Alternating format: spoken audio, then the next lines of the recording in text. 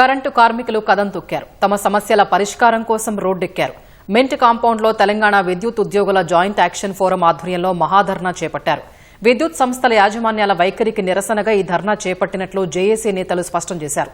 సమస్యల పరిష్కారం కోసం ఎస్పీడీసీఎల్ కార్యాలయం ఆవరణలో దీక్షకు దిగుతామని జేఏసీ నేతలు స్పష్టం చేశారు. మహాధర్నా నుంచి విద్యుత్ జేఏసీ నేతలతో మా ప్రతినిధి శ్రీపతి శ్రీనివాస్ ముఖాముఖి. చాలా కాలం తర్వాత విద్యుత్ ఉద్యోగులంతా కూడా సమిష్టిగా ఏకతాటిపైకి వచ్చి జేఏసీలుగా ఏర్పడి రోడ్డెక్కారు. ఇంతకీ వీళ్ళ సమస్యలు ఏంటి, వీళ్ళు ఎందుకు రోడ్డు ఎక్కాల్సిన పరిస్థితి వచ్చింది? మనతో పాటు జేఏసీ నేతలు ఉన్నారు. సాయిబాబు గారు, ముందుగా అసలు మీ సమస్యలు ఏంటి, అసలు మీరు రోడ్డు ఎక్కాల్సిన అవసరం ఎందుకు వచ్చింది? ఈ యొక్క సెక్టార్లో ట్రాన్స్ఫర్ పాలసీ అనేది మే జూన్ ఇచ్చే ఆనవాయితీ ఉంది.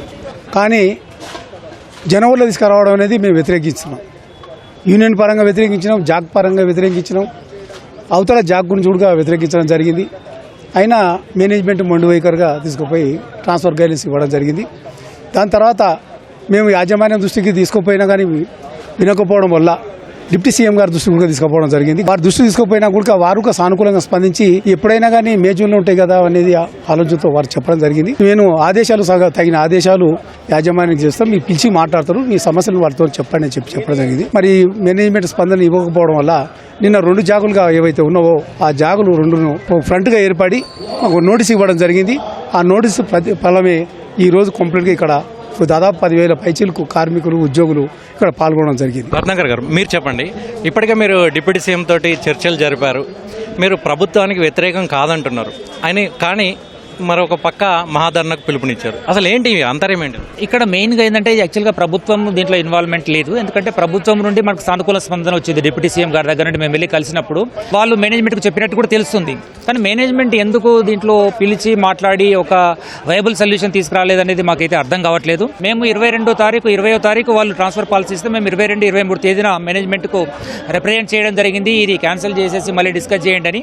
బట్ మేము 28 రోజు ధర్నా అనుకుంటే 27 రోజు నైట్ వాళ్ళు మేము డిస్కషన్కి పిలిస్తే అయినప్పటికీ కూడా ధర్నా కార్యక్రమం పిలుపునిచ్చినప్పటికీ కూడా ఈ ధర్నాకు మేము రాకుండా మేము మేనేజ్మెంట్ దగ్గరికి వెళ్ళి మాట్లాడడానికి వెళితే కూడా అక్కడ నుండి సానుకూలంగా స్పందన రాలేదు. కాబట్టి ఈరోజు ఒక ధర్నా కార్యక్రమం జరుగుతూ ఉంది. మేము రోజుకు 12 గంటల్లో పనిచేయడం సిద్ధంగానూ ఆల్రెడీ పనిచేస్తున్నాం కూడా. సమ్మర్లో అయితే ఇంకా ఎక్కువ కూడా పనిచేసే అవసరం ఉంటుంది, మేము పనిచేస్తున్నాం. ట్రాన్స్ఫర్ పాలసీ విషయంలోనే మేనేజ్మెంట్ ఈ విధంగా రిజిడ్గా ఉంటే రేపొద్దున మనకు పీఆర్సీ ఉంది, ఇక మిగతా ఇతర ఆర్టిజన్ సమస్యలు ఉన్నాయి. సో అటువంటి సమస్యలన్నింటిలో కూడా మేనేజ్మెంట్ ఏ విధమైన వైఖరి అవలంబిస్తుందో అనేది అందరిలో కూడా ఆందోళన ఉంది. కాబట్టి మన యొక్క కామన్ ఇష్యూ సాల్వ్ కావాలంటే మనం అందరం కూడా ఏకతాటిపై రావాల్సిన ఉందని చెప్పేసి తెలంగాణ ఎలక్ట్రిసిటీ ఎంప్లాయీస్ జాయింట్ ఫోరంగా ఏర్పడి 2 జేఏసీలు కూడా ఈ యొక్క కార్యాచరణను ఏర్పాటు చేసుకున్నాయి.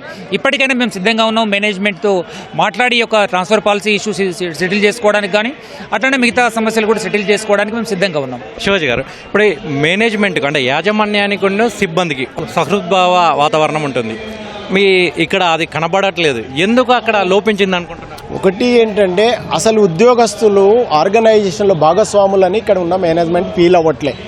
మేము వేరు వాళ్ళు వేరు అన్నట్టుగా చూస్తున్నారు. అందరూ కలిస్తేనే సంస్థ, కానీ సంస్థానికి అధిపతి ఎవరో ఒకళ్ళు ఉంటారు.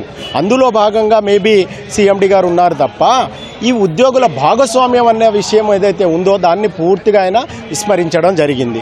అందుట్లో మేము కూడా కొన్ని రోజుల నుంచి దాదాపు కొన్ని నెలల నుంచి ఈ ఆందోళన ఉంది ఉద్యోగస్తులు. ఎవరికి ఎప్పుడు ట్రాన్స్ఫర్ చేస్తారో తెలియదు, ఎందుకు చేస్తారో తెలియదు, తర్వాత సస్పెండ్ చేస్తారు చిన్న చిన్న విషయాల మీద. అది కన్సర్న్ లేనోళ్లకు డిఏలు, ఎస్సీలు, సిఈలు అని ఇట్లా ఒక రకంగా అలజడిని క్రియేట్ చేసుకుంటా మేనేజ్మెంట్ వస్తుంది. అంటే ఉద్యోగస్తులు ఈ సంస్థ పరిరక్షణ కోసం ఈ సంస్థలో వాళ్ళ భాగస్వామ్యం ఉంది అన్న విషయం ఏదైతే మేజర్గా ఉందో అది మర్చిపోయిండ్రు. తర్వాత సీనియర్ ఆఫీసర్స్ ఎవ్వరు కూడా సీఎండీ గారి ముందు మాట్లాడే పరిస్థితి లేదు.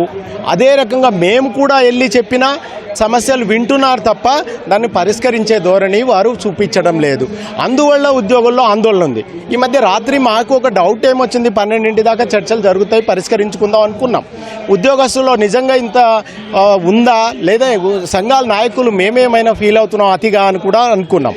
సరే ఒక కాల్ ఇద్దామని చెప్పేసి ఇస్తే ఇవాళ మీరు చూసిండ్రు ఉదయాన్నే 6-7 గంటలు కూడా టైం పట్టలేదు. ఇంత పెద్ద స్పందన, పర్టికులర్లీ ఎస్పీడీసీఎల్లో మోర్ దెన్ 70-80% ఉద్యోగస్తులు భయంకరంగా కదిలి రావడం, ఇంకా రోడ్ల మీదనే ఉండడం, ఇంకా మీరు స్టెప్ తీసుకోండి ఇమ్మీడియట్గా అని చెప్పేసి మా మీద ప్రెజర్ చేయడం అనేది ఒక ఆందోళన కలిగిస్తుంది. ఇప్పుడు ఇవాళ జరిగిన అనుకోకుండా సీఎండి గారు రాత్రి పరిష్కరించాల్సిన విషయాన్ని ఆయన వదిలేసి ఏమైతుందిలే చూద్దామనే ఒక ధోరణి ఉంది చూడండి. దానివల్ల ఏమైందంటే ఇవాళ ఉద్యోగ సంఘాల నుంచి ఉద్యోగస్తులకు సమస్య వెళ్ళిపోయింది. ఇప్పుడు వాళ్ళు ఎట్లా నిర్ణయిస్తే దానికి తగ్గట్టుగా మేము వెళ్ళాల్సిన సందర్భం ఆసన్నమైంది. మేము ఉద్యోగులమని గుర్తించండి, మా గౌరవాన్ని కాపాడండి అని కూడా ఇక్కడ ఉన్నటువంటి ఉద్యోగ సంఘాల నేతలు చెప్తున్నారు. ఇది చిన్న స్థాయి కింది స్థాయి ఉద్యోగి నుంచి మొదలుకుంటే ఉన్నత స్థాయి ఉద్యోగి వరకు కూడా ఇదే ఆవేదన, ఇదే ఆక్రందన ఉంది. మా సమస్యలు పరిష్కరించండి, ఇప్పటికైనా చర్చలకు పిలువండి అని ఉద్యోగ సంఘాల నేతలు కోరుతున్నారు. కెమెరామెన్ సురేష్తో శ్రీనివాస్, ఈటీవీ న్యూస్, హైదరాబాద్.